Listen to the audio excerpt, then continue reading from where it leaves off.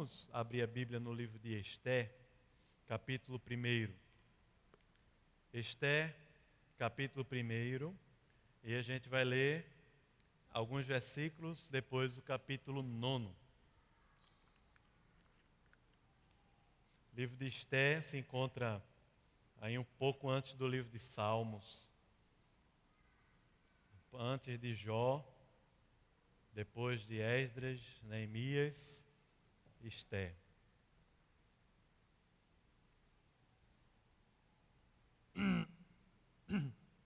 É Esther, capítulo 1. Todo mundo abriu aí? Antes de ler o texto, vamos orar? Orar por esse motivo que a gente falou e orar pela nossa vida também, tá bom? Senhor, nosso Deus e Pai, a gente quer primeiramente aquietar o coração e pedir que o Senhor fale conosco, abra nossa mente, os nossos olhos, faz com teu Espírito mesmo, ilumina-nos, muda a nossa história e conecta mesmo a nossa vida ao Senhor, Pai.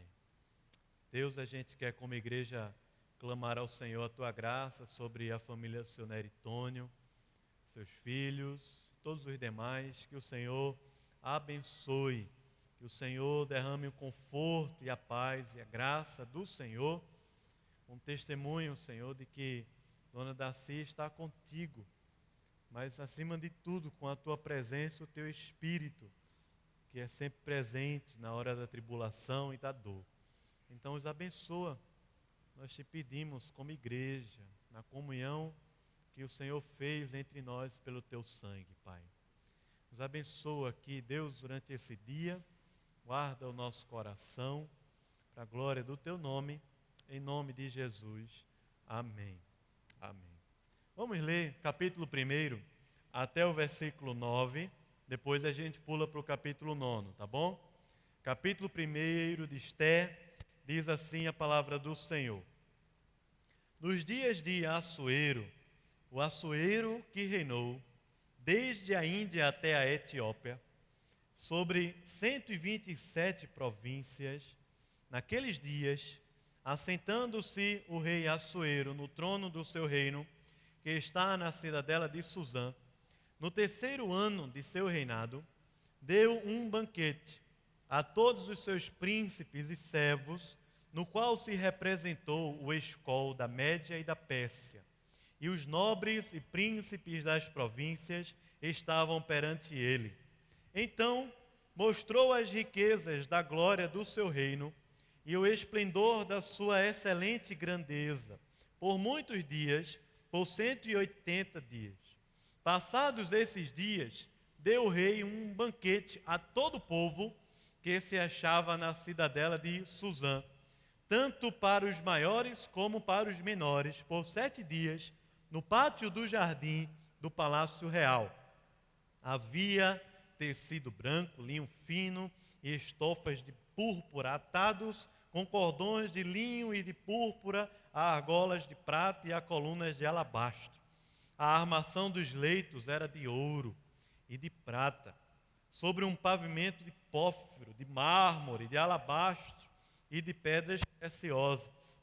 Dava-se-lhes de beber em vasos de ouro, vasos de várias espécies, e havia muito vinho real, graças à generosidade do rei. Bebiam sem constrangimento, como estava prescrito, pois o rei havia ordenado a todos os oficiais da sua casa que fizessem segundo a vontade de cada um.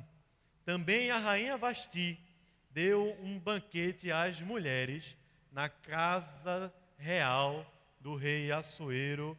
Amém. Capítulo 9, por favor, versículo 16 até o final. Capítulo 9, dos versos 16 até o fim. Você pode ler comigo? A gente lê de forma alternada, pode ser? Bem alto aí, bem forte, tá bom? Diz assim, vou ler os pares no caso aqui. Também os demais judeus que se achavam nas províncias do rei se reuniram e se dispuseram para defender a vida e tiveram o sossego dos seus inimigos, e mataram a 75.000 dos que os odiavam, porém no despojo não tocaram.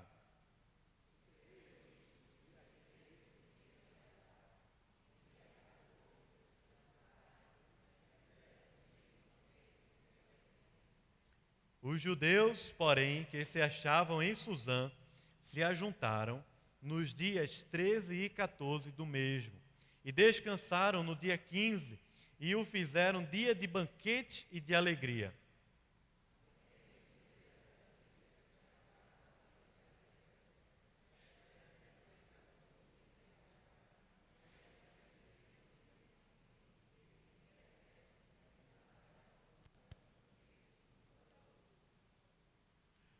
Mordecai escreveu estas coisas e enviou cartas a todos os judeus que se achavam em todas as províncias do rei Assuero, aos de perto e também aos de longe.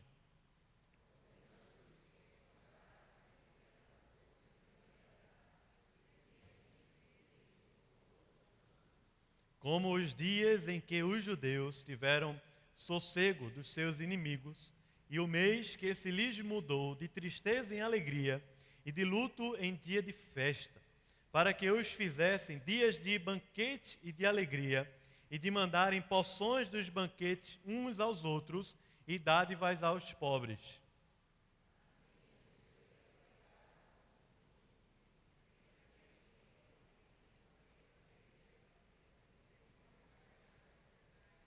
Desanime não, irmão. Desanime não. Vamos lá.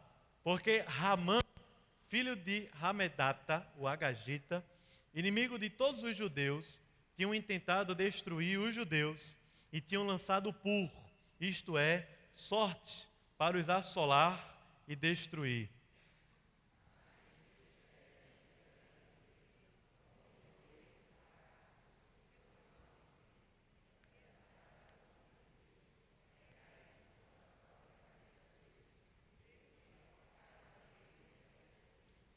Por isso, aqueles dias chamam Purim, do nome Pur. Daí, por causa de todas as palavras daquela carta e do que testemunharam e do que lhes havia sucedido.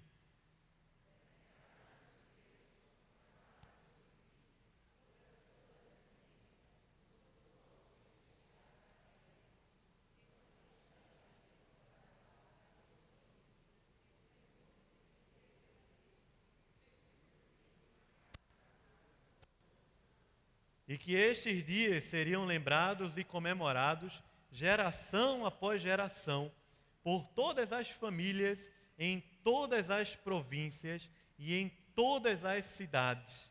E que estes dias de Purim jamais caducariam entre os judeus, e que a memória deles jamais se extinguiria entre os seus descendentes.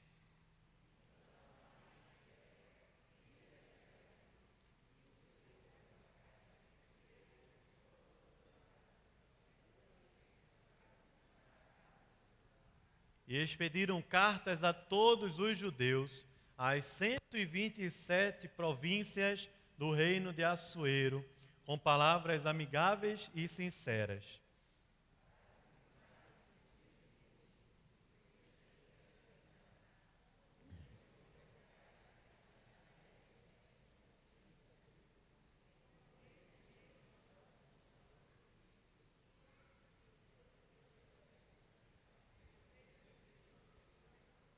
E o mandado de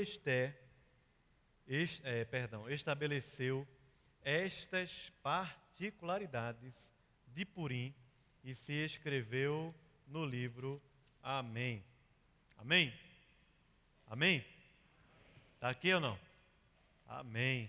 Que palavra abençoada, irmão. Não sei se você já parou para estudar o livro de Esté, mas a gente está com esse desafio aqui nessa manhã.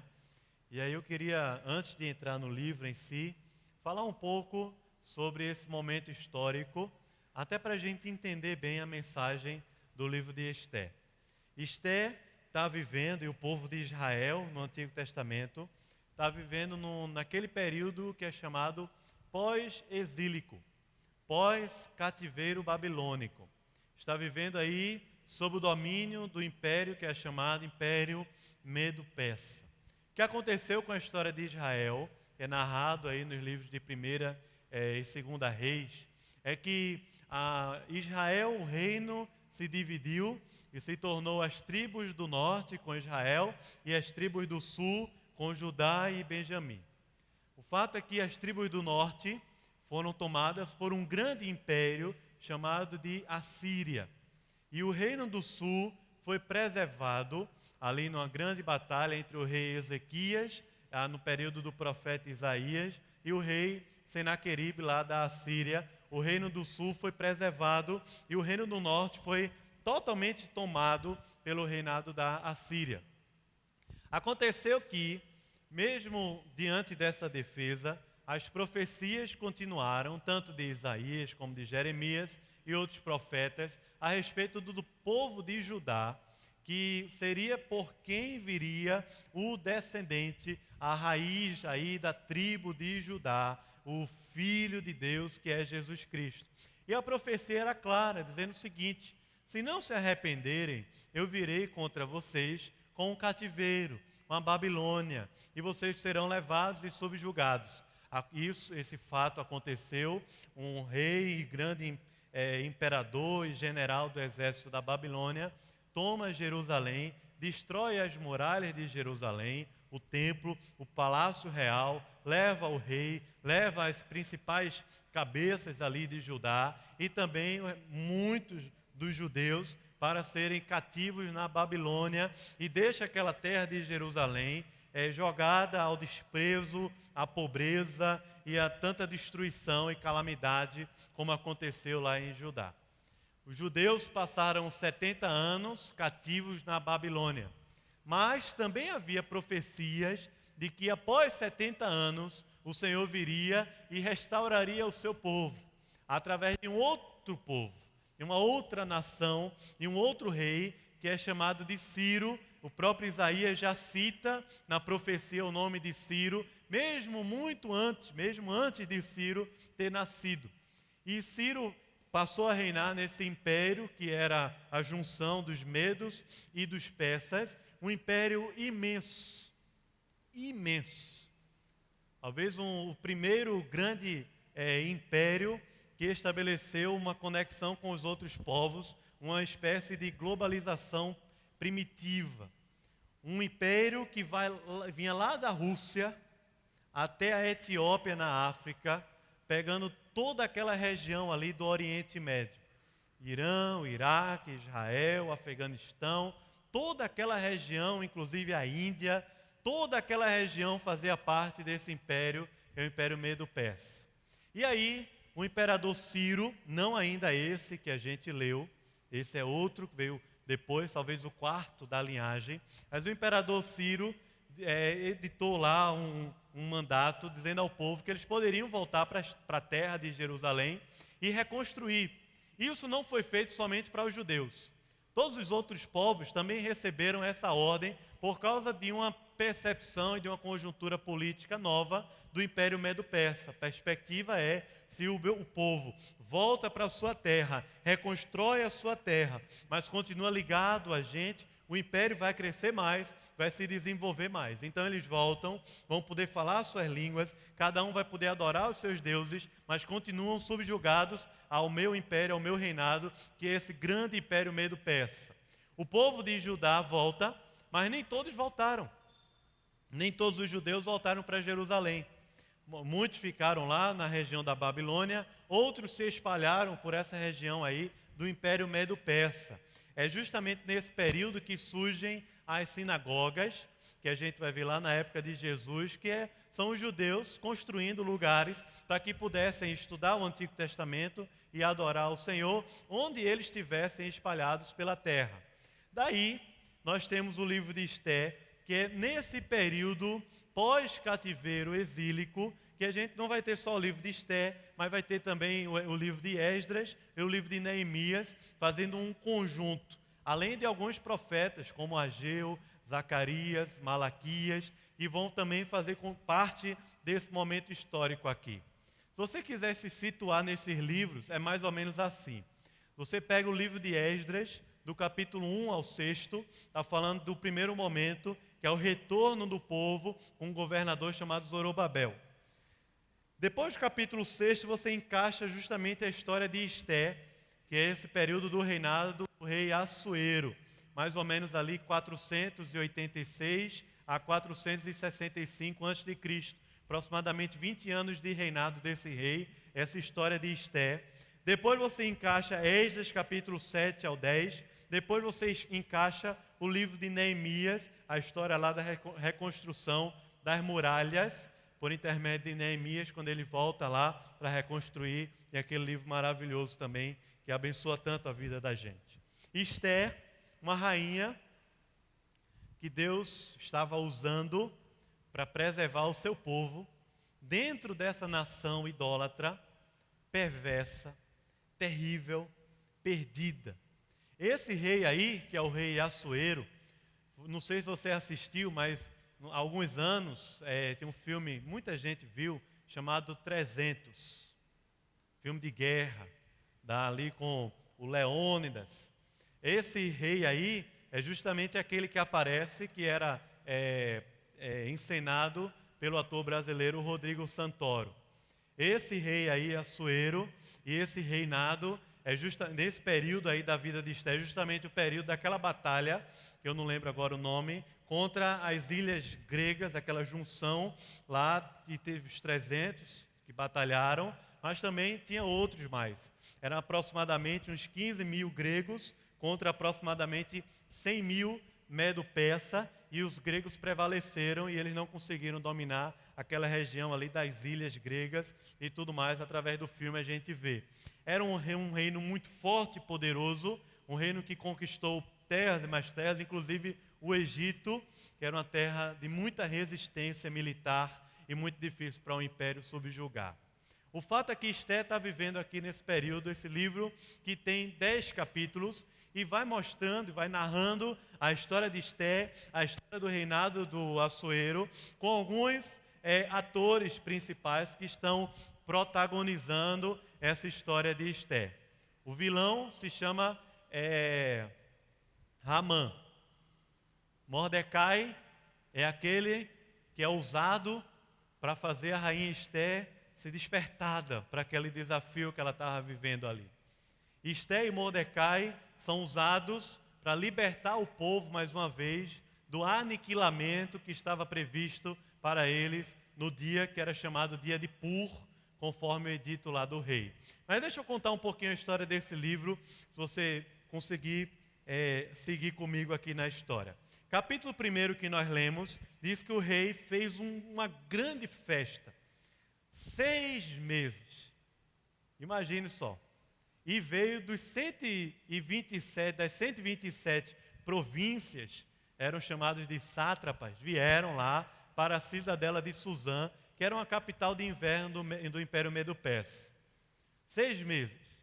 Nesse mesmo jantar, alguns historiadores dizem que surgiu a estratégia para ir para aquela batalha contra os gregos, que é falada lá no filme 300, nesse período aí dessa festa. Nesse período da festa, o rei começa a esbanjar as suas riquezas, a demonstrar suas riquezas, o ouro, a ostentar, o vinho da melhor qualidade, a comida da melhor qualidade. E era muita, mas muita riqueza. Imagine aí, milhares de pessoas durante 6 meses participando de uma festa, e depois, no último período, todo mundo que morava na cidadela de Suzã sendo convidado para comer, para participar dessa festa também. Aí o rei, o Assuero, como também um caminho de demonstração de poder e de riqueza, manda chamar a rainha Vasti, que estava lá também ostentando as riquezas do rei e do reino com as suas amigas, na festa que ela fez à parte. E a perspectiva de que ele chama a Vasti, não para honrá-la, mas para expor, mas para fazer uma espécie de exposição da rainha, talvez até com nudez, não é o texto com nudez certamente, mas fazer uma exposição da beleza e da exuberância, do poder que ele tinha para ter uma rainha tão bela como Vasti. Vasti se nega aí. Capítulo 1, na segunda parte, que nós não lemos, Vasti se nega a ir, e aí fica uma coisa muito constrangedora ao rei. O rei fala com os seus conselheiros, e ele diz o seguinte: olha, rei, se o senhor não tomar uma providência, vai ficar feio para o senhor, e vai ficar feio para todos os homens do reino. Porque se o rei não consegue ter ordem na sua casa, como é que ele vai ter ordem no reino? Isso aí com certeza mexeu no coração do rei. Ele disse, ouviu o conselho que dizia o seguinte: você precisa destituir Vasti e dar o seu pedaço do reino e a sua glória para uma outra mulher. Isso acontece no final do capítulo 1, e no capítulo 2 abre-se um concurso. Concurso de beleza. Miss Império Medo-Persa. Miss Universo. É como aquela cena em que tirou a coroa da cabeça da Miss, não sei se você viu, e colocou na outra. Então tira aí a coroa da cabeça de Vasti, e agora a coroa está para um concurso. E o concurso, se você é mulher, preste atenção, durou 1 ano.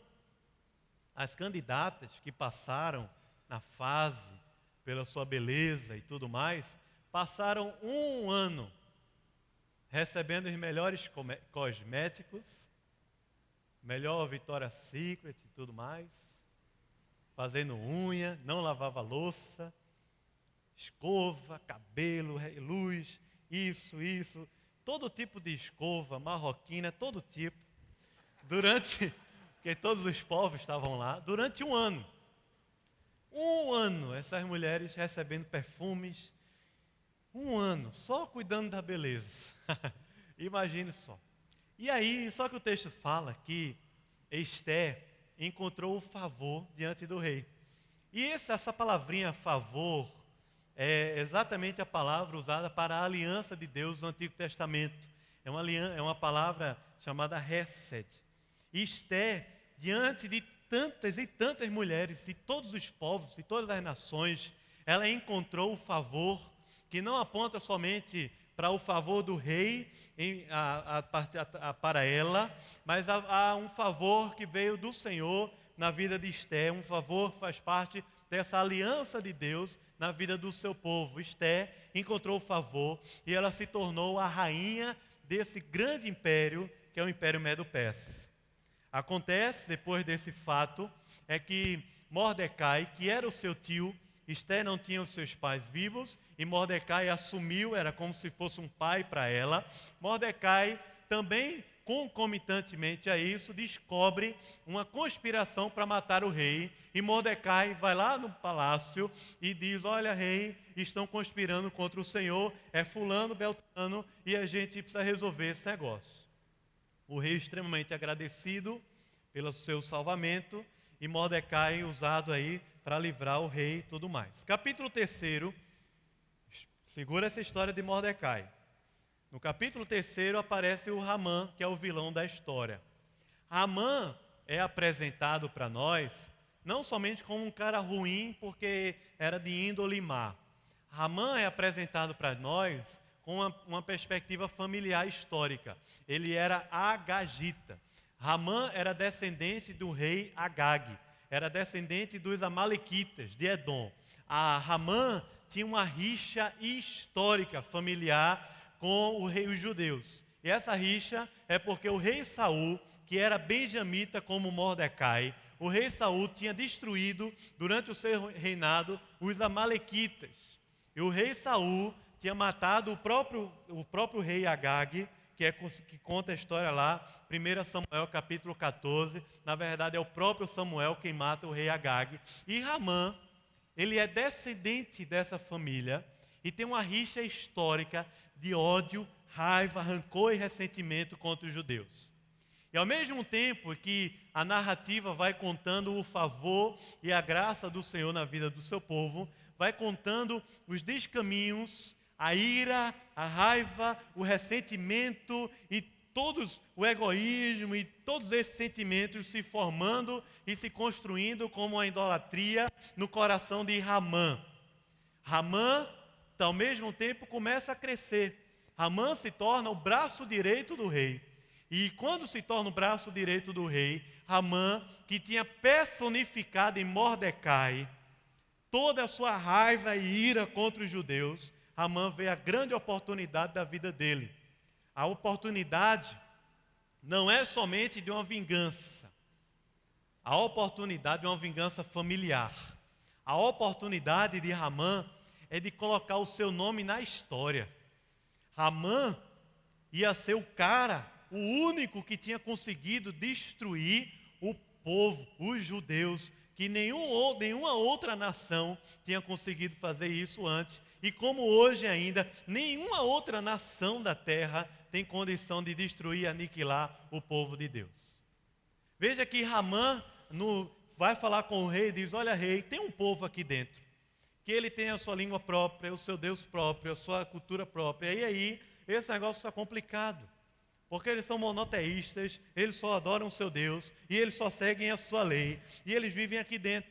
O rei diz a Ramã, num ato de confiança, tira o seu anel e diz: ó, Ramã, o que você escrever no edito, aí vai promulgar em todos os povos, está dito, eu assino embaixo.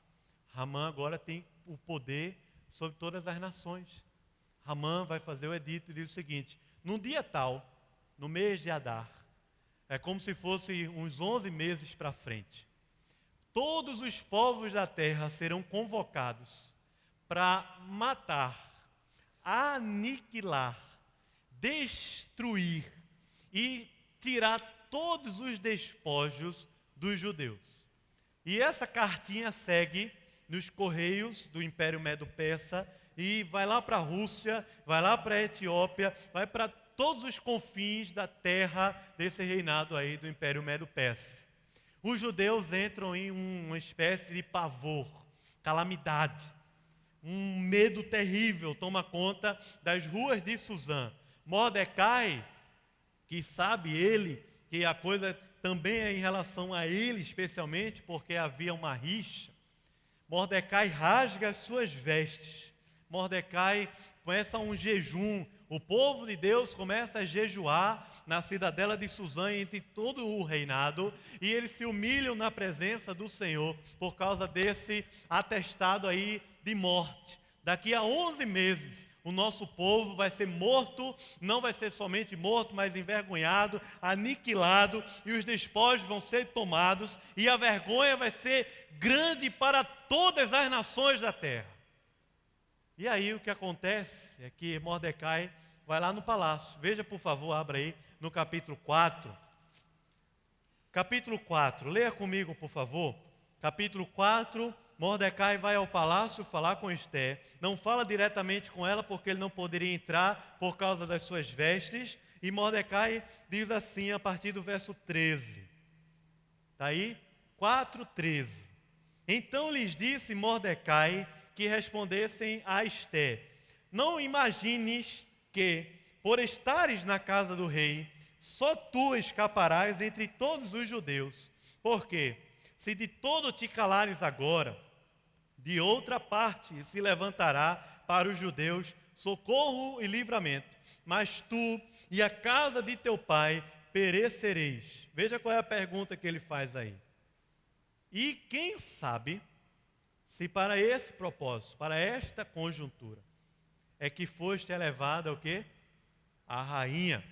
Mordecai vai chamar Esté a razão. A resposta de Esté é: Mordecai, peça ao povo que jejue por mim durante esses dias, porque eu vou me apresentar diante do rei, e é proibido diante da lei se apresentar ao rei desse grande império sem ser convidado. E se eu me apresentar ao rei e ele não estender para mim o seu cetro, eu vou morrer. E aí também não vai adiantar nada. Então jejua por mim. E aí Esté vai no capítulo 5 ao rei, e o rei estende o seu cetro e ela encontra ali a benevolência. E daí o que acontece? Ela diz: olha, rei, queria muito que viesse o Senhor e o seu braço direito, Ramã, para um jantar na minha casa. Ramã saiu dali tão feliz tão feliz daquele dia de trabalho que ele chamou todos os seus amigos, mandou uma mensagem de WhatsApp e disse: todo mundo lá em casa hoje à noite vai ter uma festa.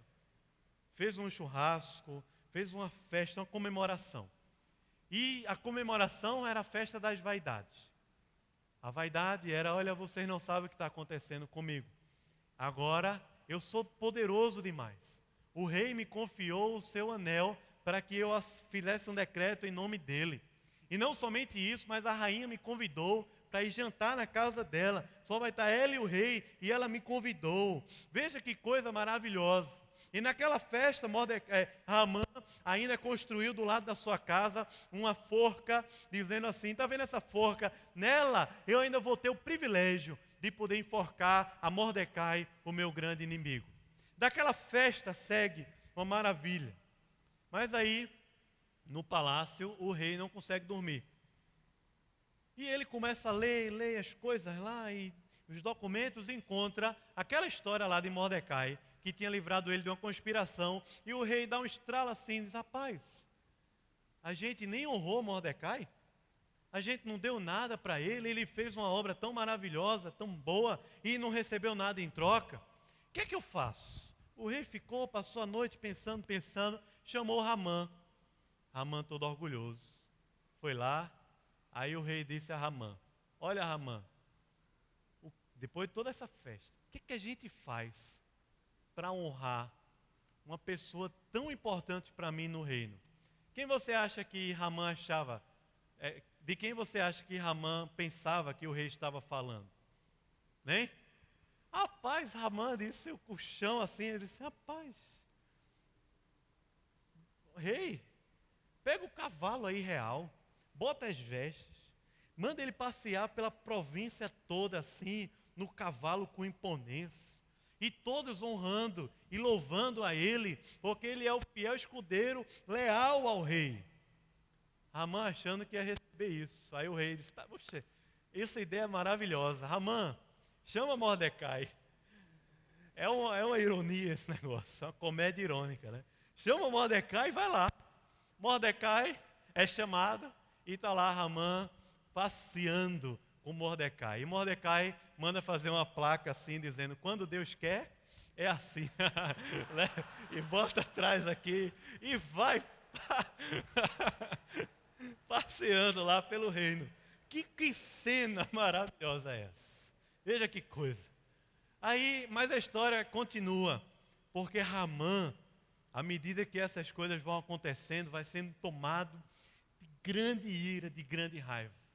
Mas é quando Ramã volta para casa, a esposa dele dá uma palavra para ele muito sábia. Parecia que aquela mulher conhecia a Bíblia, conhecia a história dos judeus e conhecia o Deus de Israel. Porque ela diz: olha, Ramã, se esse povo que você quer prevalecer são judeus mesmo, você vai ser destruído. É dito e feito. No outro dia, quando Ramã vai à casa da rainha Esté, a gente vê isso no capítulo 6 já, capítulo 7, a Esté diz para o rei claramente: olha, rei, tem alguém no seu reino que quer destruir o meu povo e a mim. Quem é? É esse aqui, é o mau Ramã. Ramã se perde agora. O mundo caiu, a casa caiu, as pernas estão tremendo. O próprio rei diz que ele sai do ambiente, vai lá no terraço e fica meio que enlouquecido com aquela situação. Quando ele volta, encontra Ramã meio que prostrado, segurando Esté, e ele ainda pensa que ele poderia estar abusando dela ou maltratando ela. E aí Ramã, o rei, decreta que Ramã precisa ser morto. Os amigos de Ramã, os colegas de trabalho, lembram ao rei o seguinte: olha, rei, Ramã fez uma forca do lado da sua casa para enforcar Mordecai. Que tal? Ele disse: realmente. Então Ramã vai ser morto aí. Mas o que acontece depois que Ramã é morto naquela forca que ele fez para Mordecai é que no Império Medo-Persa nenhuma lei imperial pode ser revogada. Não sei se você lembra, mas foi a história com Daniel, lá em Daniel capítulo 6, da cova dos leões. Nenhuma lei desse império pode ser revogada. Daí, o rei chama a Esté e a Mordecai e dá a eles a autoridade para fazerem um novo decreto. E o novo decreto dizia o seguinte, como está escrito no capítulo 8º. Novo decreto é, o povo, os judeus, no dia tal, esse dia que já tem uma lei a respeito dele, o povo, os judeus, têm todo o direito de se defender, de defender a sua vida para não serem aniquilados. E tem um detalhe muito especial nessa nova lei. Diz assim, vocês vão se defender apenas, vocês não vão atacar. Mas também vocês não vão tomar os despojos do inimigo. Deixa lá. O povo de Israel, povo de Deus na terra, não prospera a partir de despojos. Deixa lá. Mas vocês vão se defender. E aí, no capítulo 8º, no finalzinho, você pode ver que muitos dos povos da terra, por causa desse fato que está acontecendo, por causa dessa história, se fizeram judeus. O que quer dizer isso, irmãos? Se fizeram judeus, o que quer dizer isso? Eles conheceram Deus. O temor dos judeus caiu sobre todos os povos. O que quer dizer isso, irmão? É que Deus estava se revelando. A graça, o poder, a providência desse Deus único, Criador, estava se revelando não somente ao seu povo, mas como um testemunho vivo para todas as nações da terra, através desse fato aqui. No capítulo 9, nós vamos ver essa batalha que acontece, os judeus se defendem diante de todos os povos e eles vão fazer uma festa, que é a festa de celebração, é a festa da alegria, chamada de Purim. Por que ela é chamada de Purim? Não sei se você leu lá no início ou lembra, mas aquela festa, ou aquele dia que foi determinado por Ramã, seria o dia de Pur, quer dizer sorte. A sorte foi lançada por Ramã e caiu naquele dia. Mas aquele dia de sorte, o Pur, foi transformado em uma festa de Purim. Purim seria o plural do Pur. Purim seria a sorte sendo restaurada por Deus. Purim não é o dia da calamidade, da tristeza e do luto, como os judeus estavam se preparando para enfrentar a morte e o aniquilamento. Mas o Pur se transforma em Purim, como sendo o dia de festa, de alegria, de celebração, o dia de festejar, porque o Senhor restaurou a nossa sorte. Perceba só o que o texto está falando.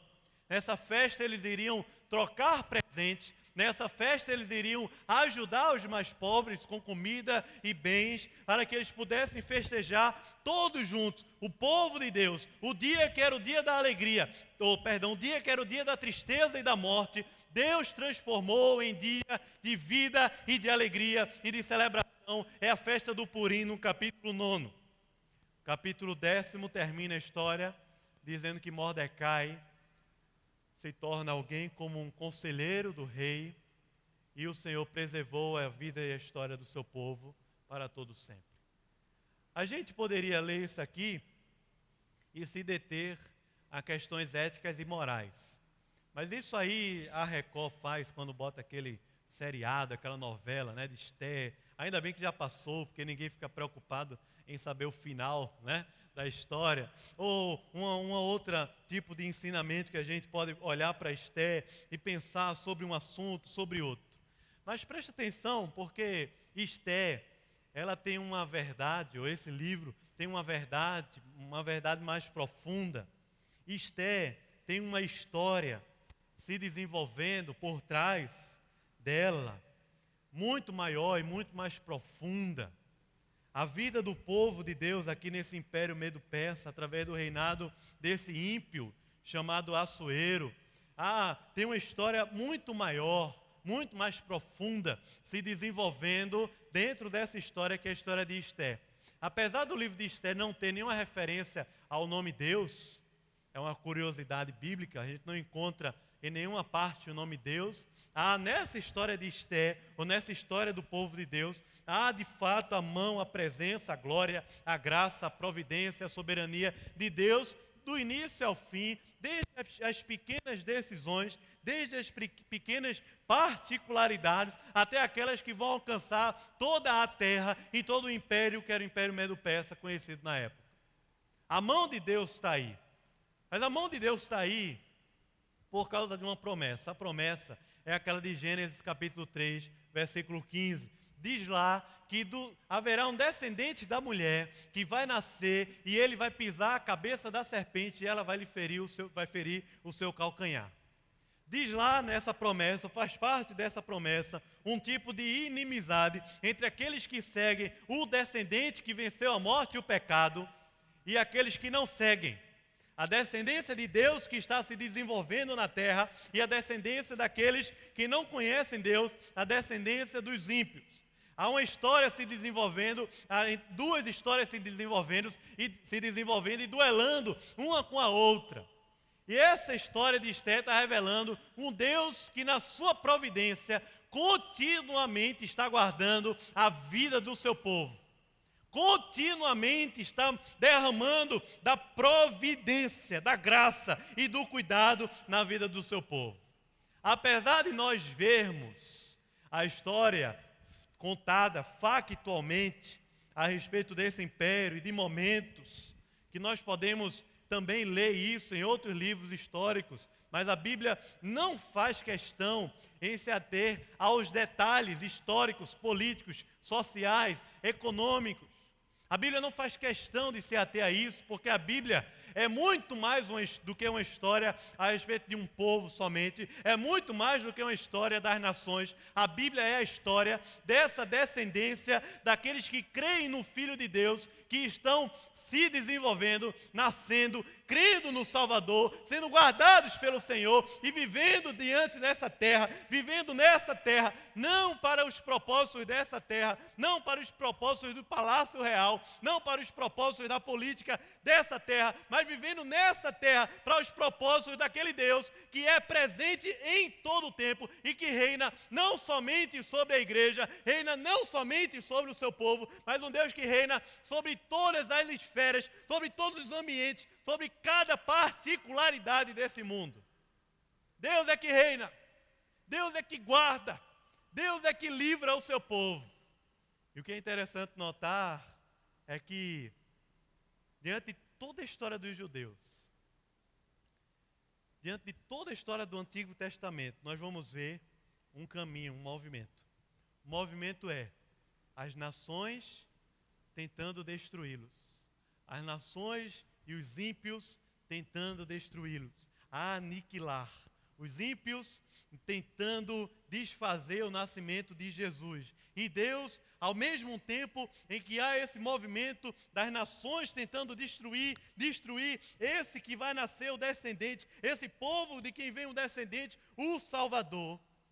Nesse mesmo caminho, nesse mesmo movimento, nós vemos Deus guardando, preservando, e nós vemos um povo que no meio do sofrimento e da calamidade, no meio da crise, ao invés de estar derrotado, um povo que no meio da crise e da dificuldade prevalece.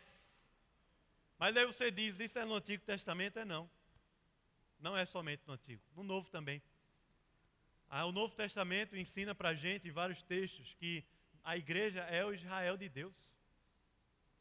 Jesus veio e revelou o seu evangelho para todos os povos, todas as línguas, para todas as nações da terra.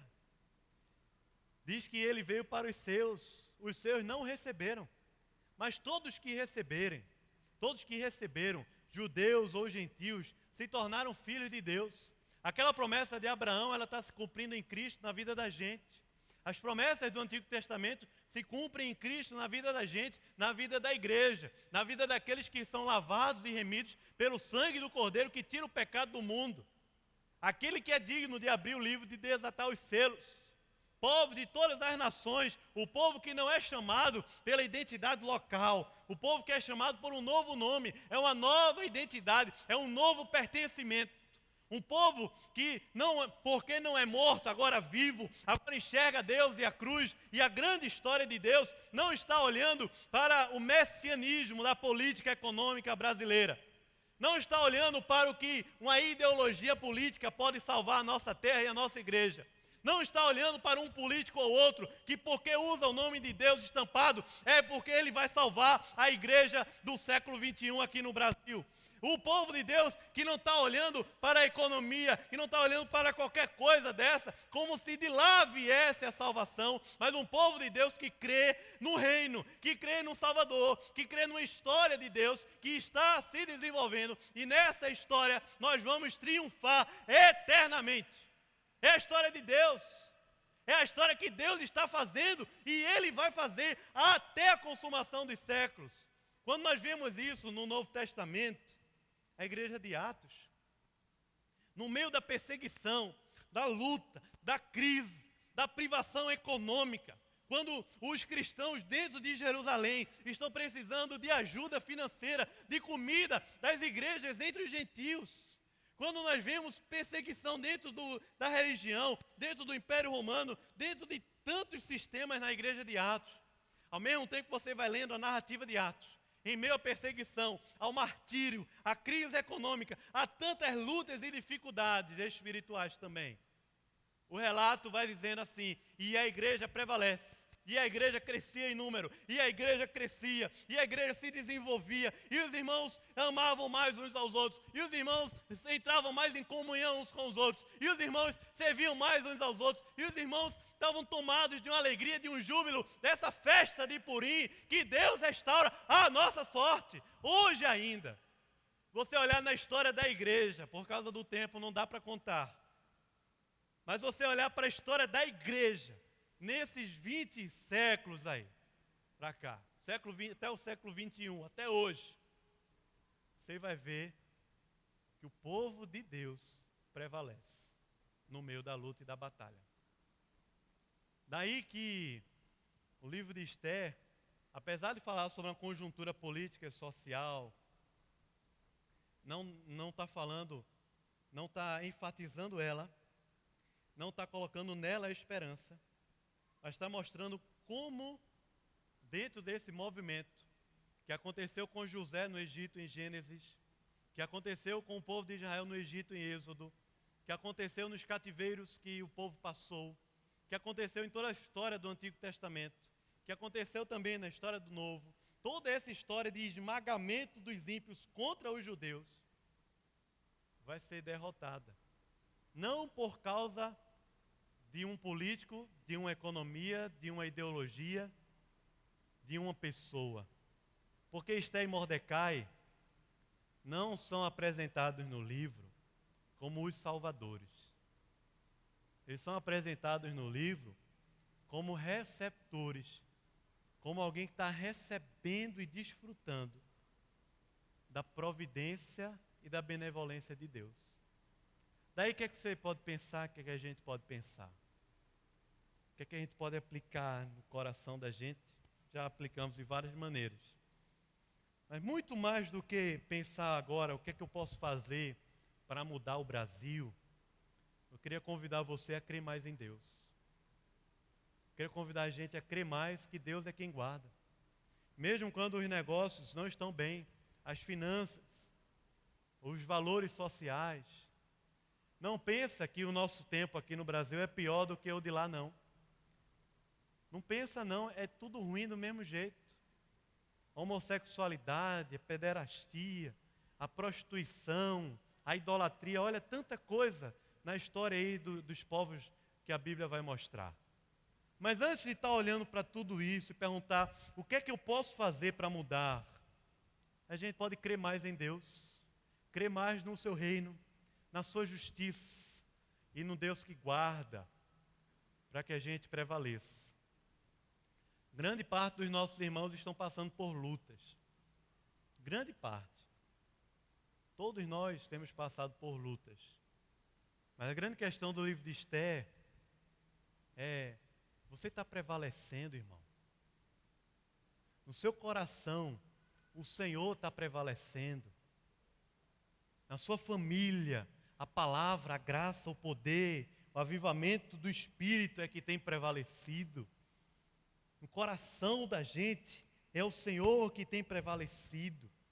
Porque através da palavra, nós podemos crer mais na providência de Deus, que nos guarda, independente quem seja os nossos líderes, chefes, patrões, sistemas, leis e seja lá mais o que for. Vamos orar? Se você puder baixar sua cabeça, você pode fechar os olhos e ficar pensando assim, numa situação A, numa situação B ou C. Deixa eu fazer um desafio. Pensa no seguinte: quando foi na sua história de vida que o Senhor deixou de prevalecer? Pensa no seguinte: quantas vezes Deus, na sua graça e no seu Espírito, prevaleceu em todos os momentos da nossa história, da nossa vida? O convite aqui é para a gente voltar a olhar e crer nas promessas de Deus, que faz o seu nome conhecido através do seu povo a todas as nações, à medida que nos abençoa e assim abençoa todas as famílias da terra, como nós lemos aqui.